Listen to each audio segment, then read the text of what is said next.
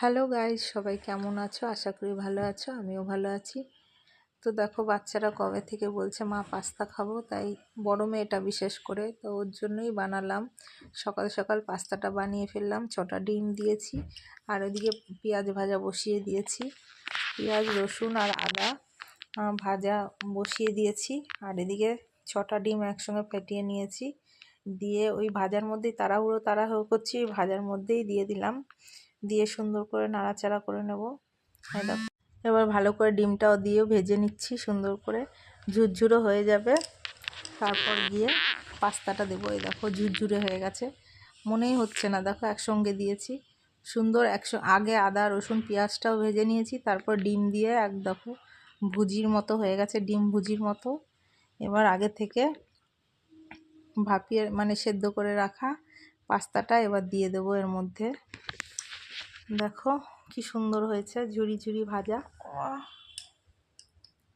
এবার ভাজতে ভাজতে সুন্দর একটু ভালো করে ভাজলে খেতেও টেস্ট হয়।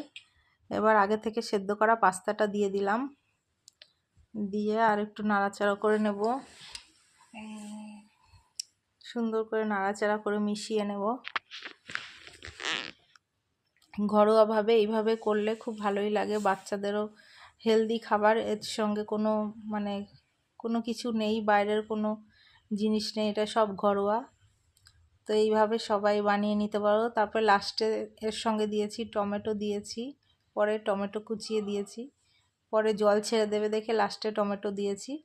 আর মেয়ের জন্য একটু তুলে রেখে তারপরে দিলাম কাঁচা লঙ্কাও দিয়ে দিয়েছি এর মধ্যে। তোমাদেরকে দেখাতে পারিনি, আমি একটু ব্যস্ত ছিলাম, এই জন্য তার মধ্যে দিয়ে দিয়েছি। এই দেখো পাস্তা সম্পূর্ণ রেডি। তো কেমন হয়েছে অবশ্যই কমেন্ট করে জানাবে। ভালো লাগলে অবশ্যই লাইক কমেন্ট করবে। সবাই ভালো থেকো, সুস্থ থেকো। বাই।